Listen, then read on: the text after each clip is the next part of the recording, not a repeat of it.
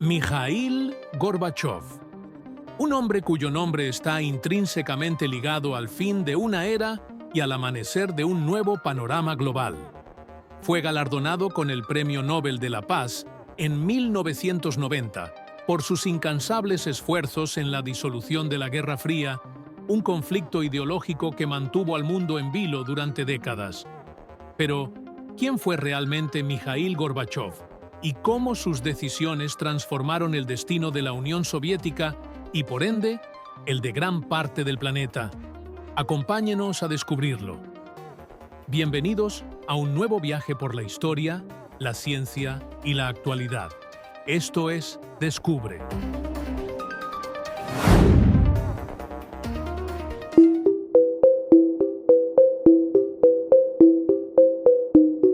Mikhail Sergeyevich Gorbachov nació un 2 de marzo de 1931 en la apacible región de Stavropol, en el sur de Rusia.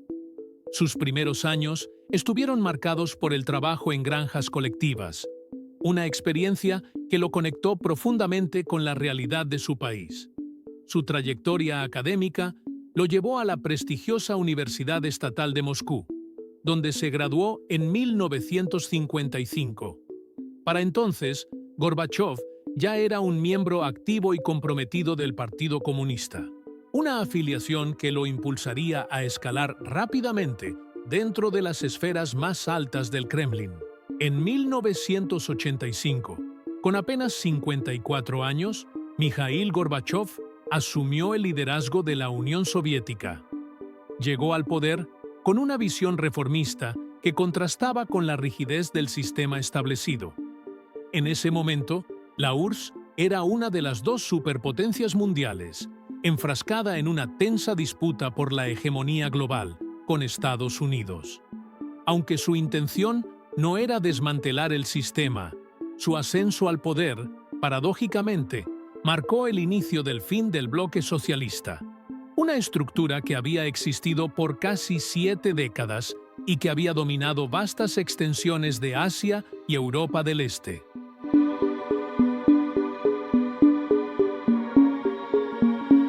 Expertos como el profesor Archie Brown de la Universidad de Oxford han descrito a Gorbachov como un político comunista con una mente inusualmente abierta, capaz de imponer su autoridad para implementar sus ideas de cambio. En aquel contexto, la poderosa Unión Soviética se encontraba en una encrucijada. Los años 80 fueron testigos de un bloque socialista al borde del colapso, con una productividad en caída libre, escasez generalizada, una preocupante tasa de mortalidad infantil, una esperanza de vida corta y un espíritu totalitario que generaba un creciente descontento entre la población. Fue en este escenario que Gorbachov lanzó su audaz programa de reformas conocido como la perestroika, que significa reestructuración en español. Su objetivo principal era revitalizar la economía soviética, transformando su rígida planificación central y estatal hacia una economía de mercado más flexible. Los cambios fueron verdaderamente radicales. Se descentralizó el control de numerosas empresas, se otorgó más libertad a agricultores y fabricantes para decidir qué producir, y se permitió la apertura de negocios y restaurantes privados, una novedad impensable hasta entonces. Estas reformas económicas no llegaron solas. Estuvieron acompañados de una liberalización política, social y cultural sin precedentes en el mundo comunista, un fenómeno conocido como glasnost, que se traduce como apertura o transparencia. Uno de los hitos más significativos fue la convocatoria de las únicas elecciones democráticas que tuvo la URSS, en las que Gorbachov fue elegido presidente y, de manera asombrosa, disidentes políticos contrarios al sistema también lograron ser elegidos en las urnas. La glasnost amplió la libertad de expresión en el país. Libros que antes estaban prohibidos y que desafiaban la historia oficial soviética o la legitimidad del gobierno comunista comenzaron a publicarse en grandes ediciones. se liberaron a presos políticos y se experimentó una mayor tolerancia religiosa. Además, a los ciudadanos soviéticos se les permitió viajar a países occidentales, una libertad que había estado restringida durante décadas.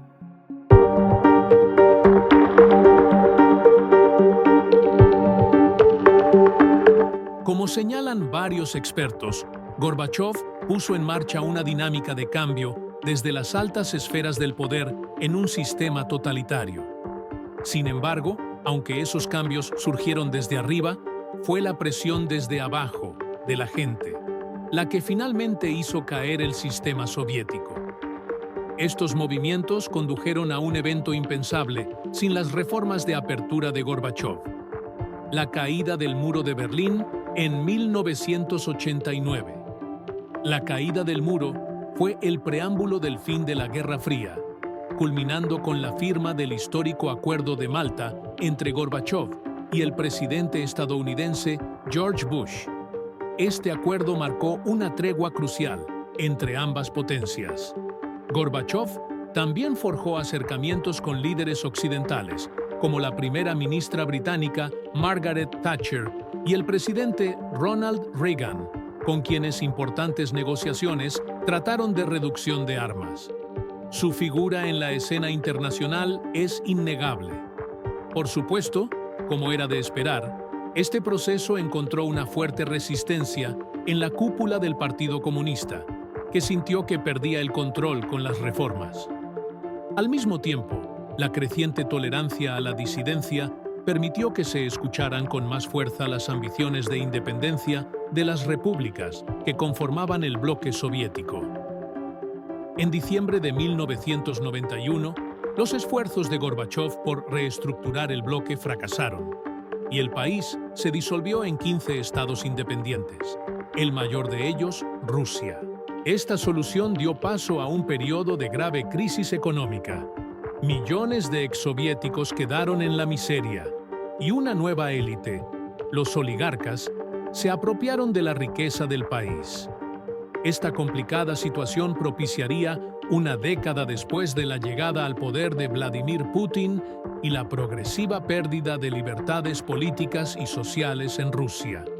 Más allá de los reconocimientos de Occidente y el Premio Nobel de la Paz, en Rusia, sin embargo, la reputación de Gorbachov nunca se recuperó del todo entre quienes lo consideran el principal responsable de la caída de la Unión Soviética, y miran con nostalgia esa época de un poderoso bloque. Aunque era un político pragmático y racional, Mikhail Gorbachov no pudo reformar su país sin destruir el sistema comunista centralizado que millones de personas dentro y fuera rechazaban.